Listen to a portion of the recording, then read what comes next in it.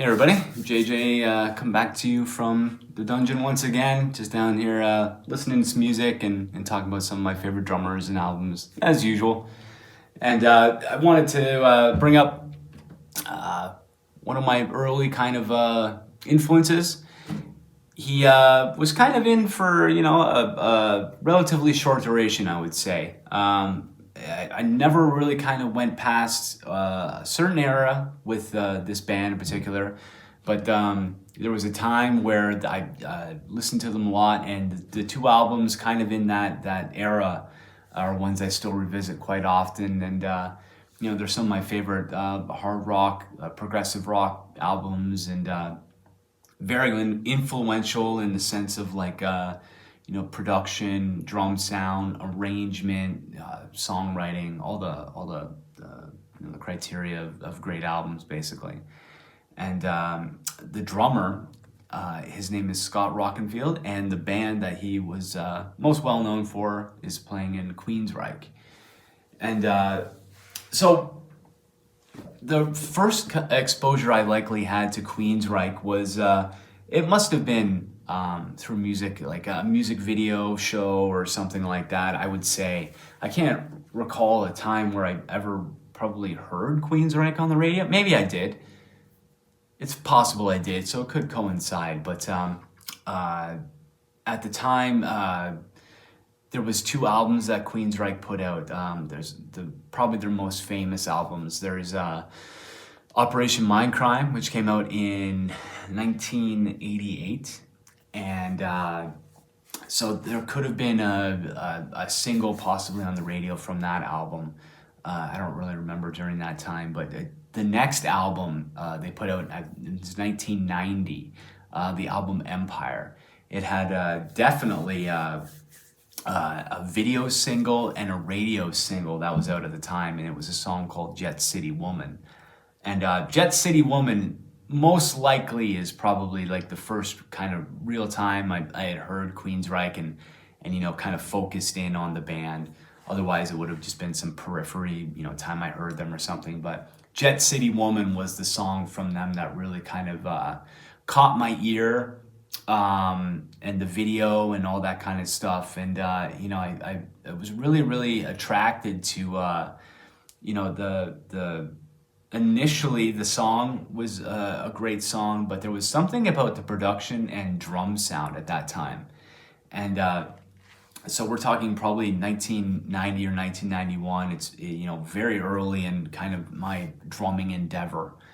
And it's just, but the production of Jet City Woman and consequently the album was really, really ear catching for me at the time. And so I couldn't tell you how many I heard that song, and there was probably a second single released off of it. I can't remember the order of the singles from that album. It could have been Jet City Woman, and then possibly Another Rainy Night Without You, and then Silent Lucidity was the song that came off of that album that kind of more or less blew Queensryche up. And I think that's still to their biggest hit that they released, and a beautiful song as well. Chris DeGarmo, the guitar player, I think that was basically all his composition, and just amazing song. And the production behind it as well was really amazing. So before I had the album, I had probably heard those three songs at some point through radio or something along those lines. So I was very, very attracted to the sound and thought the songs were great. So somewhere probably in the mid 90s, I ended up getting a while after that album came out. I ended up getting it on CD, the Empire album, and going further through that album and hearing all the other songs off of it, which were like the whole album is amazing. It really is. And so then finding out they had this other album, this concept album, Operation Mindcrime, I likely got that at the same time or maybe just after Empire or something like that. And going through that album and realizing it's a concept album, and it's like a similar production. It's almost like a part one and a part two. Like the albums are thematically they're not close, but just sound wise, songwriting wise, how the band's approaching the material, production, all that stuff, they're pretty comparable albums. And to say that I loved both albums was like quite an understatement. But I was getting at that time more into technical aspects of drumming. I had been playing for a number of years at that point, and I developed, obviously some better ability. And so I was able to approach some of the more complex material. Like I was tackling some of the, the less complex Rush songs and Limelight or something like that at that time. And so the Queensryche material wasn't necessarily unapproachable for me at that point, but it was definitely a steep learning curve to kind of get into some of those songs, especially the length of some of the songs too was pretty challenging off either of those records. And Scott Rockenfield is like, his drum sound is like just so amazing. It's so like, I remember reading a thing with Chris Adler from Lamb of God in Modern Drummer when Lamb of God was kind of at the heights of their fame and stuff, and he talked about particularly the snare sound on Operation Mindcrime, and Empire is kind of a similar snare sound as well too, and just how it has just this like it just like a all encompassing, like it just eats up so much it's so loud and it's so cutting and it has so much depth and so much crack and so much reverb and decay. It's like it sounds like a kind of snare drum that should be swallowing up the rest of the mix essentially, but it doesn't. It has its kind of place where it cuts through, and it has such a just a immense sound to it. It just sounds like a baseball bat snapping in half or something, like the crack of it. And so the drum sound I always thought was quite amazing. And now that I've switched over to Paiste, I've always loved Paiste cymbals, and the sound of those cymbals on record to me is very, very identifiable. I there's quite a few recordings where if I was blindfolded, I'd be able to tell. There's something about the character of the Paiste cymbals I can tell when it cuts through. And on some recordings, not all recordings, but there's something that's there in the sound. And Scott was a Paiste endorser at the time too, and his cymbal sound and his drum sound overall was just so good, and it fit those albums and just the songs so well. Even on like essentially Silent Lucidity is a ballad, and he still keeps that arena rock drum sound in the ballad, and it still works incredibly well. There's many times where that wouldn't be the case, where you'd want to have a more subtle a more subtle snare sound that doesn't sound like a tree snapping in half, but like it just, that drum sound just works like on anything that they were throwing at the audience at that time. And Chris Adler was right. It's like it's one of the best hard rock snare sounds ever. Those Operation Mindcrime and in Empire, and I can see why he would want to emulate it as well. It just cut through the music so well. But the other main takeaway that I had with Scott, I should mention visually too. Like when I started to see the videos and live, Scott always had like these amazing drum sets. It was like the chains, he had these obviously welded chains, and he had them like for cymbal stands, and the drummer from Stryper, Robert Sweet, he had kind of a similar thing going on in the 80s, and I always thought that looked really cool. But Scott kind of took it to a different level, and on the Empire tour he had his a big white double bass Tama drum set. And clearly, that was, there was many drummers that had Lars and Randy Castillo. Plenty of guys had big white drum sets at the time, and I loved every single one of them. So I took a lot of influence just visually, sonically. And Scott was also like reading some articles with him later on when he would get a bit more in-depth about the production process behind Queensryche. They were incorporating so much video, and at the early days of kind of like playing along with time-coded tracks and sequencing and all that kind of stuff, where video needed to sync perfectly with the show essentially, and some of the lighting setups and things like that.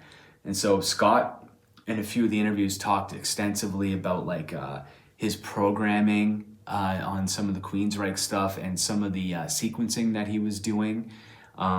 Like if you look at the videos, he's got a big set of headphones on in some of the performances, maybe most of the performances, and he's clearly playing along to sequence tracks, and he was so good. His timing was so good and precise, and he made these things look seamless, and he was such a powerful drummer too. He hit extremely hard and had a very good, like an amazing stage presence.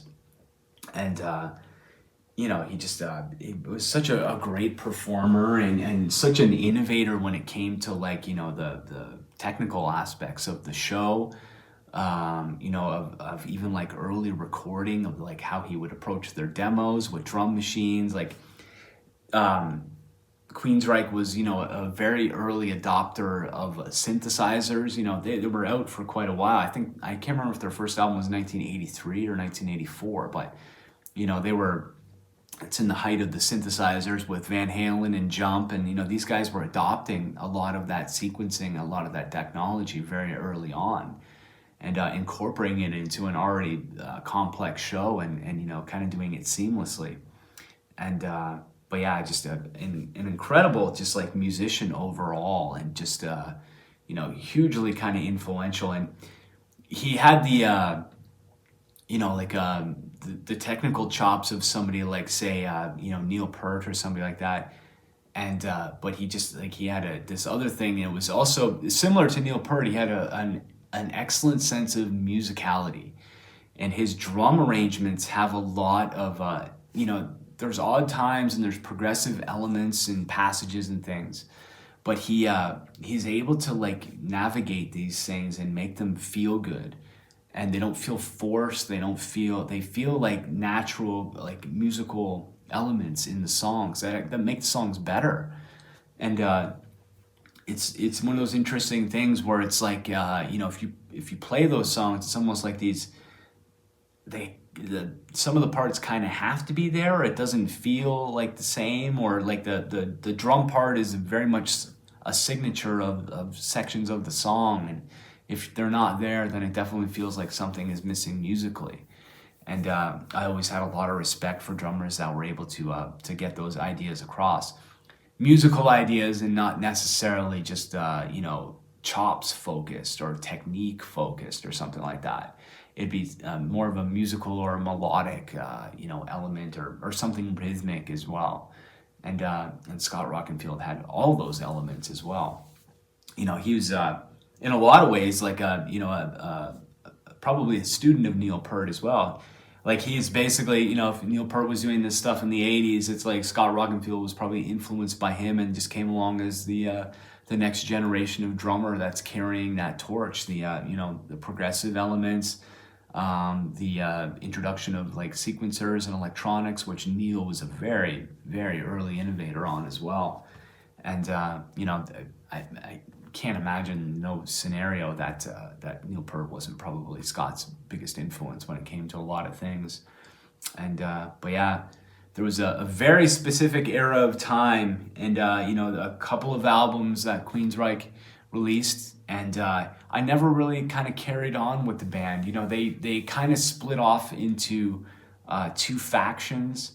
And there was like, the band Queensryche, and they had a different singer, and I think it still is even like this. They have, the band is one side, and then I'm totally blanking on the singer's name. Jeff Tate. He has like Jeff Tate's Queensryche. Like there's this other, like it's split into two camps, and it's just like, whatever the reasoning is for that. It's just, it felt like Queensryche kind of took a turn for that in the 2000s, and I never really followed them much past that. But sometimes you really kind of, I wouldn't say it's necessary that you have to, like, you find your time with something, and your appreciation for it. And it doesn't mean you have to continue on forever and love everything that a musician or artist does. It's never the case. There's always going to be something polarizing or something you don't like from even your favorite artists.